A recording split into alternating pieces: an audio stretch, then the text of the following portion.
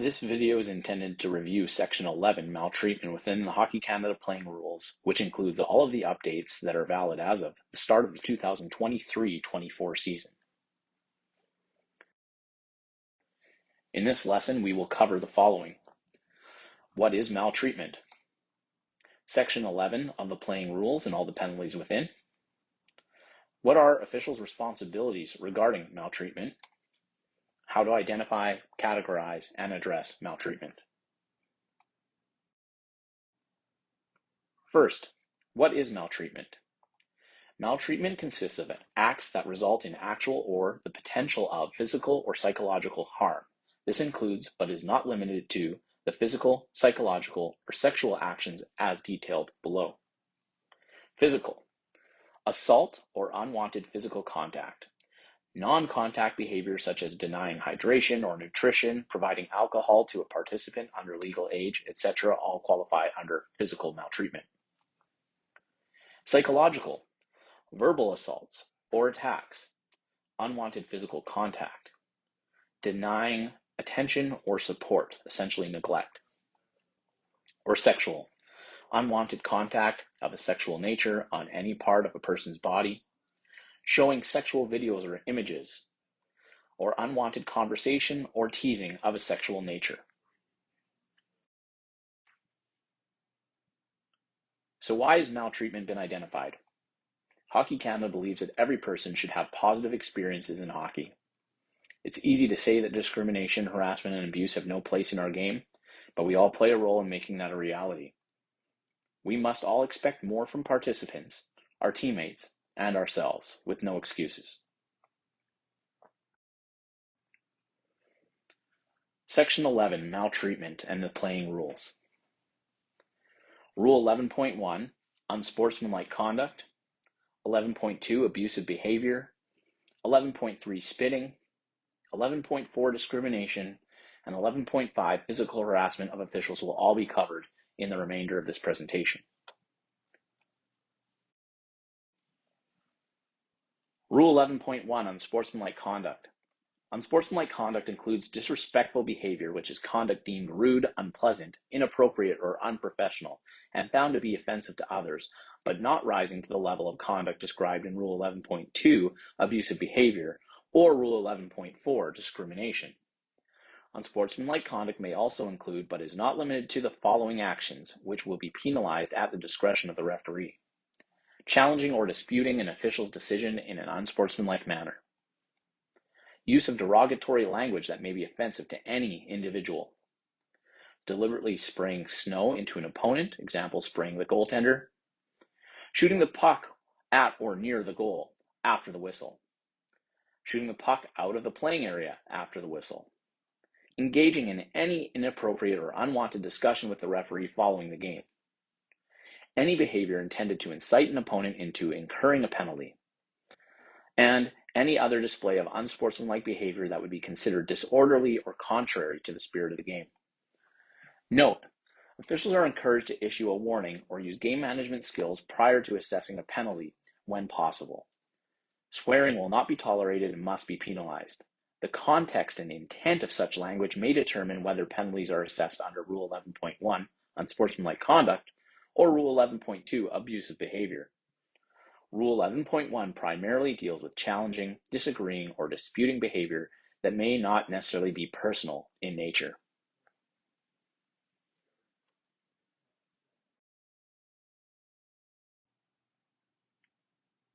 These are the penalty options available under Rule 11.1 Unsportsmanlike Conduct.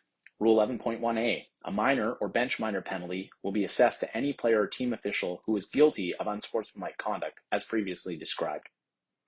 Rule 11.1d, a misconduct penalty shall be assessed to any player who persists in unsportsmanlike conduct after receiving a minor penalty under 11.1a, distracts a player taking a penalty shot or a goaltender defending a penalty shot, intentionally knocks or shoots the puck out of the reach of an official, does not proceed directly to the penalty bench when penalized, enters or remains inside the referee's crease.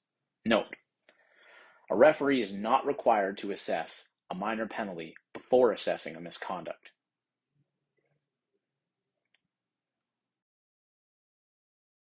Rule 11.1e, a game misconduct penalty shall be assessed to any player or team official who persists in unsportsmanlike conduct after receiving a minor penalty under Rule 11.1a or misconduct penalty under Rule 11.1d. Note: a referee is not required to assess a minor or misconduct penalty prior to assessing a game misconduct under this rule. Rule 11.2, abusive behavior. Abusive behavior includes targeted, persistent, or excessively profane conduct that is intended to intimidate, threaten, belittle, or demean an individual, which is often of a personal nature but does not rise to the level of conduct described in Rule 11.4, discrimination. Here are the penalty options under Rule 11.2, abusive behavior. 11.2a, a bench minor penalty will be assessed to team official or unidentified player from the bench who uses abusive conduct towards the referee or any other person. 11.2d, a misconduct penalty will be assessed to any player who uses abusive conduct towards the referee or any other person.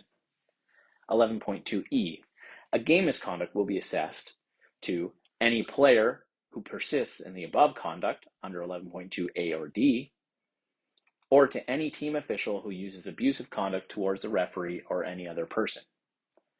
Rule 11.2f, a gross misconduct penalty will be assessed to any player or team official who conducts themselves in a manner as to make a travesty of the game.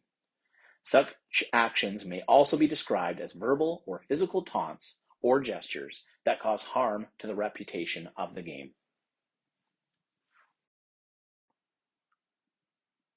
Rule 11.3, spitting. This rule is intended to address players or team officials who deliberately spit at or on any individual. Referees must be vigilant and ensure that players are not simply spitting on the ice, but are directing that at a person regardless of whether contact occurs.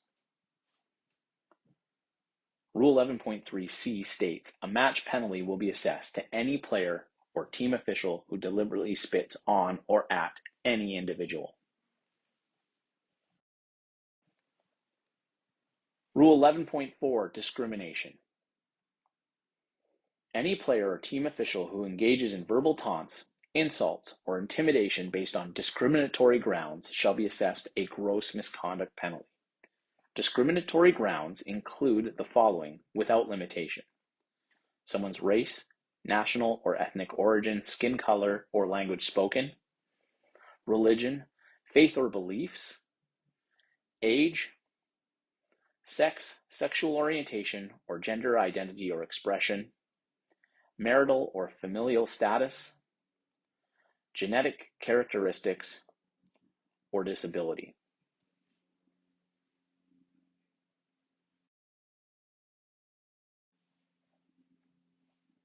Under Rule 11.4, an interpretation clarifies that Hockey Canada recognizes that it is necessary to provide further guidance to all participants to ensure consistent application of this rule. The objective is to have uniform application of this rule, avoiding the use of personal preferences or sensibilities. To assist in determining whether conduct is discriminatory under Rule 11.4, abusive under Rule 11.2, or unsportsmanlike under Rule 11.1, officials should apply the following test. Question 1. Was the comment made in a negative context with the intent to taunt, insult, or intimidate another person? Question 2. Was the nature of the insult based on discriminatory grounds as defined by Rule 11.4? If the answers to both questions are yes, then a gross misconduct penalty under 11.4 discrimination must be assessed to the offending player. If there is any doubt regarding the nature of a comment, officials should strictly apply this test to ensure that the game of hockey is free from maltreatment.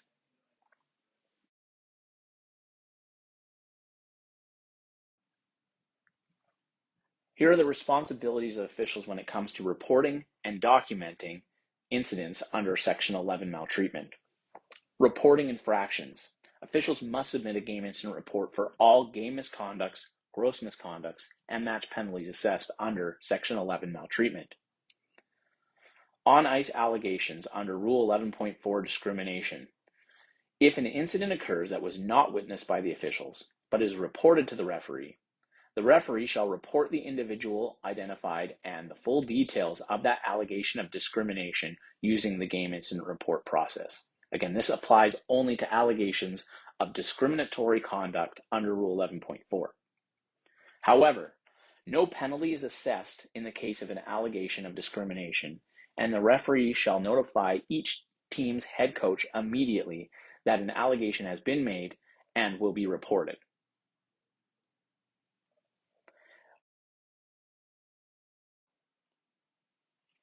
When an allegation of discrimination is made, the following three-step process will be used by the officials.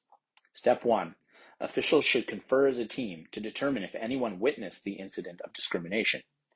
Any official who did witness the incident of discrimination can assess the required gross misconduct. If no one witnessed the incident of discrimination, proceed to Step 2. Step 2. Advise each team of the allegation of discrimination. Explain what was alleged, who was involved, and the potential consequences for this behavior. Finally, inform them that no penalty can be assessed at that time due to the fact that no official was witness to the incident, but that the incident will be reported. Step 3. Submit a game incident report detailing what you know about the incident, who was involved, what was alleged to have been said or done, what did you observe as the official. Only speak to what you know, but be thorough. If needed, collaborate all the information from all of the officials when submitting the report.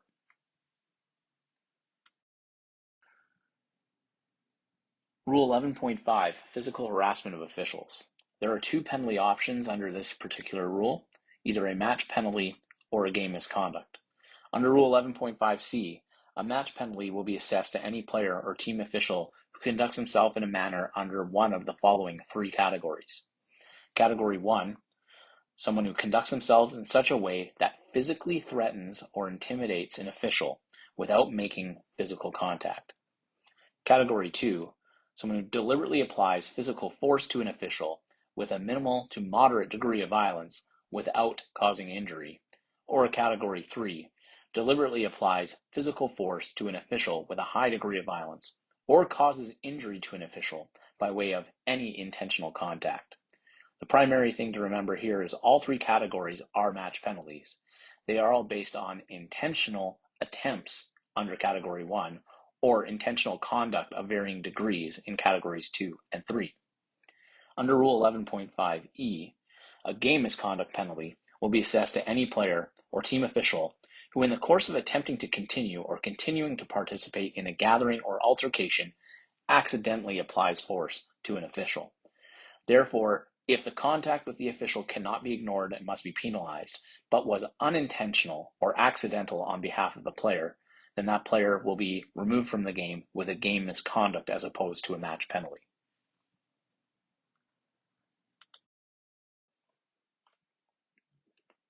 In conclusion, the purpose of being involved in hockey is to play hockey.